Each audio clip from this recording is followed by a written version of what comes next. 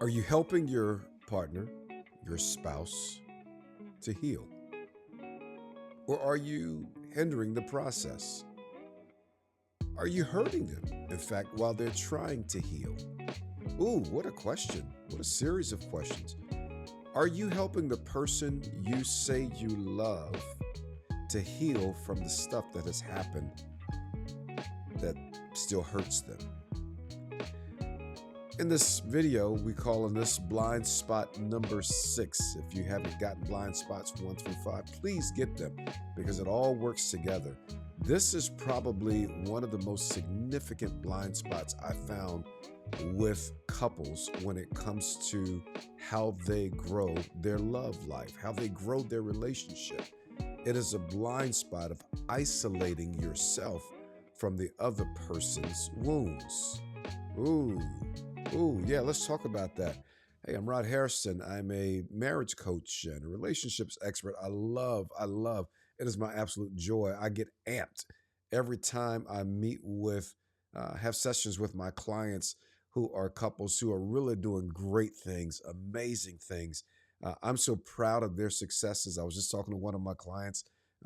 He said, "Hey, man, I'm going to be at the Pro Bowl. I made the Pro Bowl this year." And I'm so excited for him and for his bride.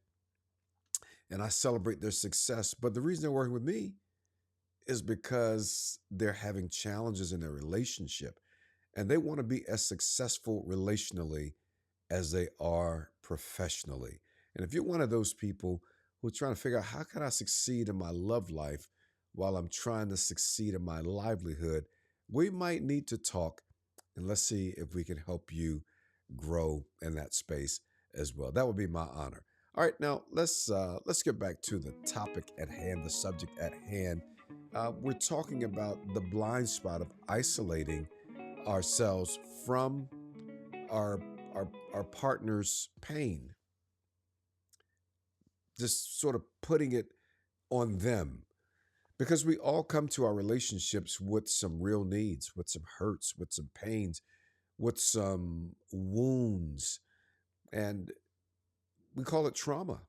Oftentimes, it is very traumatic. People have been through difficult things. You probably have been through your own trauma in life, and your partner has likely been through theirs because you can't really get through life without there being something traumatic that impacts your life.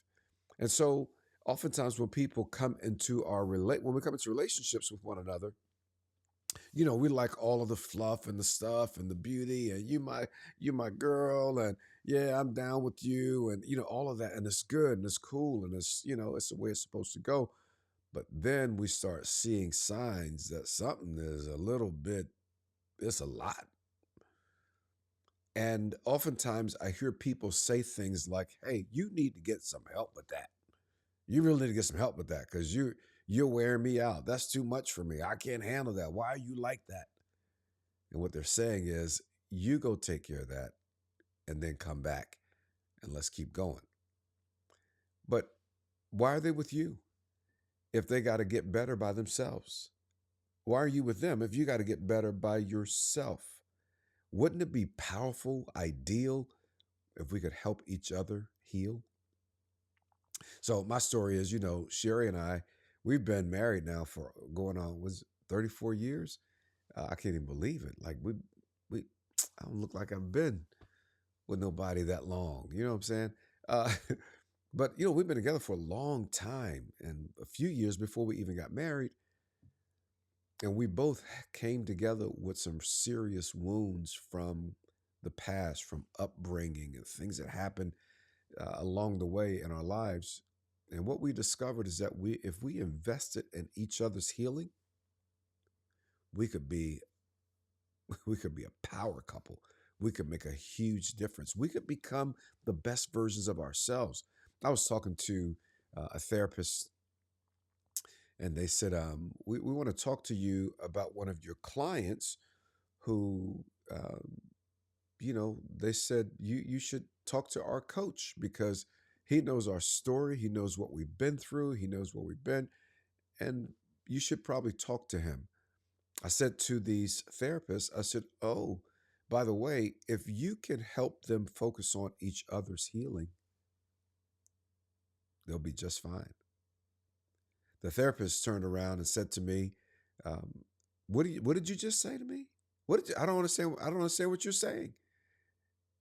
And I know what their training was. I knew exactly what I said, yeah, you have to teach them how to help each other heal. He said, I have never heard that. I've been working with couples for years and I know where they were trained. They were credible people. I said, yeah, I teach this. I help couples understand how to help each other heal so that whatever he brings into the relationship and whatever she brings into the relationship, they can help each other get better and really be better than what happened to them. So, in this video, let's talk a little bit about trauma. Can we talk about trauma? It's not a new word. It's so pervasive in our culture now. Everybody's talking about trauma, you know, and we talk about triggers. So, it's not new language. You can go through a host of videos and you'll find information about trauma, but one of the simplest ways to define what trauma is that it is a painful negative experience. Sometimes that experience is acute. That means it happened one time, but it sets something off in your emotional life and memory and brain that never really goes away.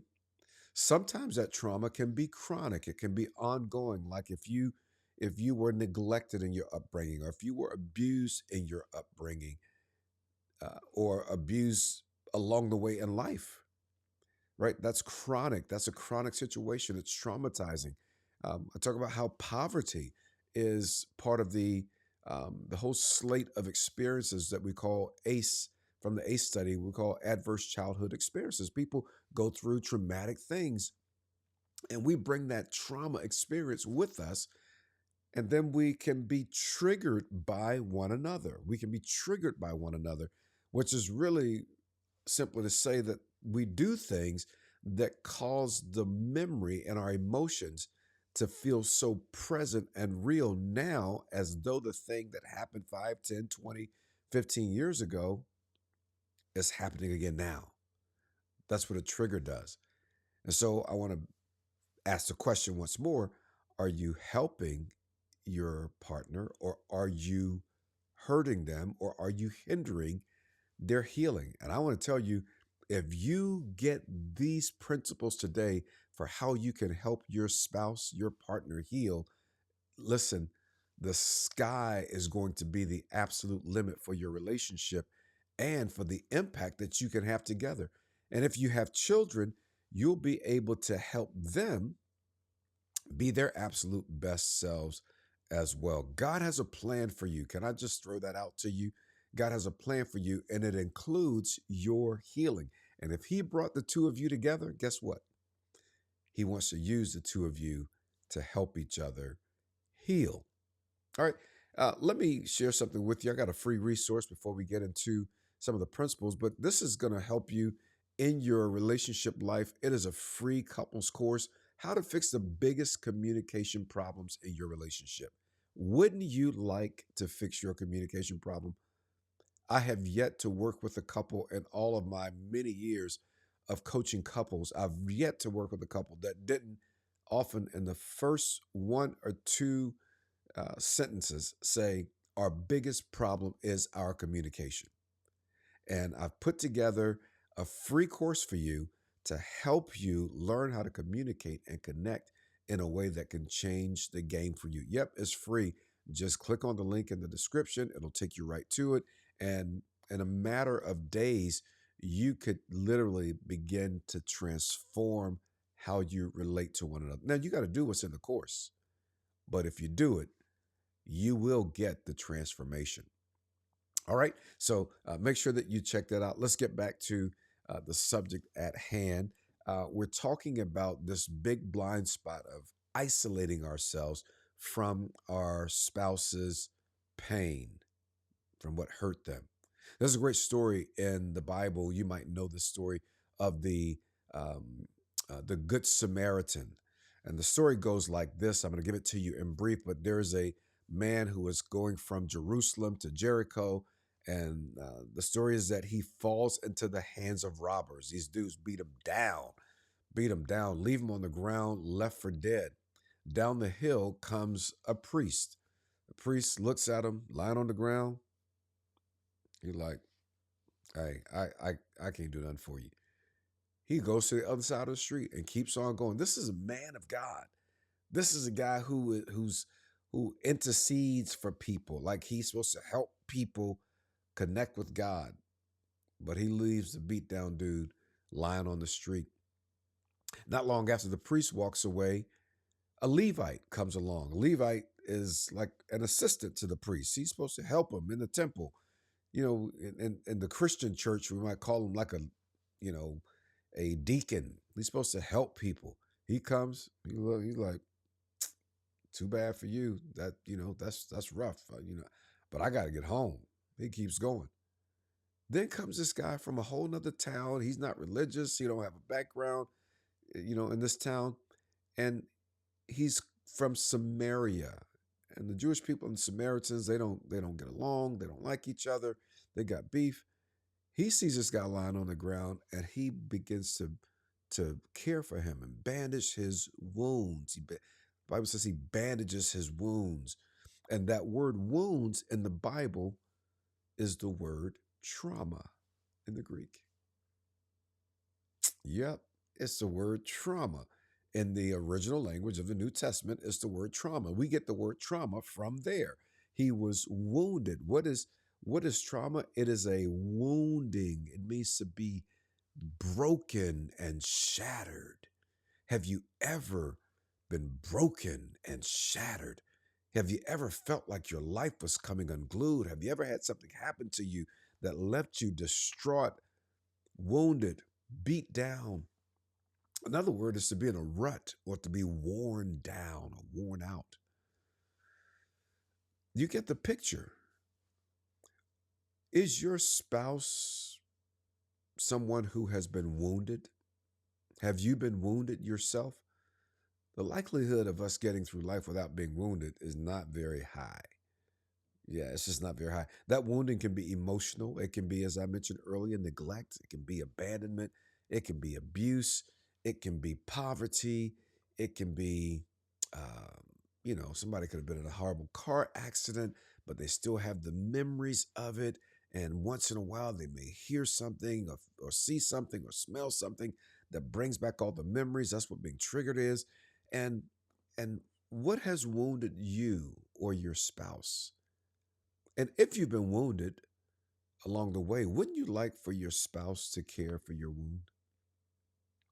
I was working with a couple for a couple of years, and his mother neglected him, and his brother abused him, and his father neglected him. And he was raised in an environment where he had to watch people come and go out of the house, and it was never a good scene.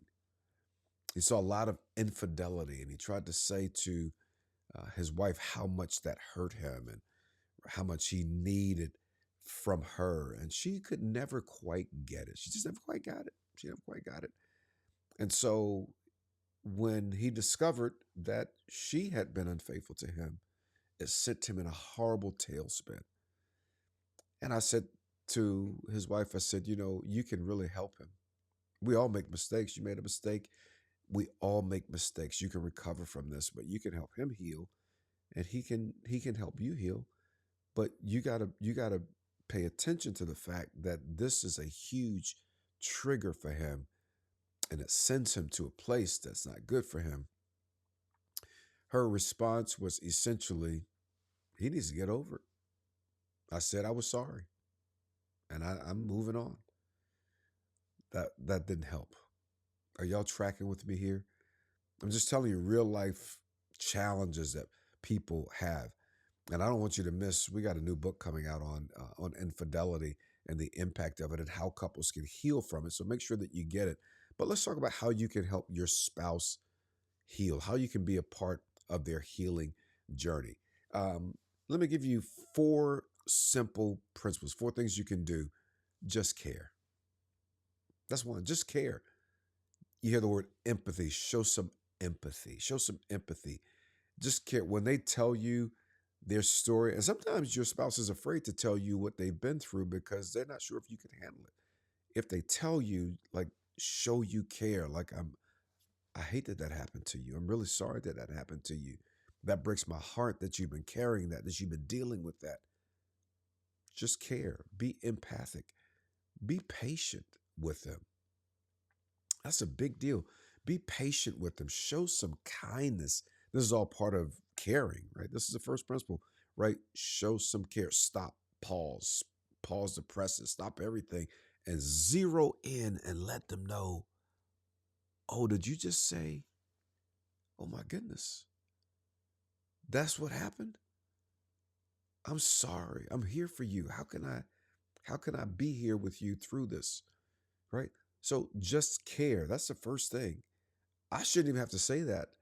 But the priest and the Levite, they just kept walking. So I got to say to all of y'all, like I have to say to me, like, stop and care. Just care.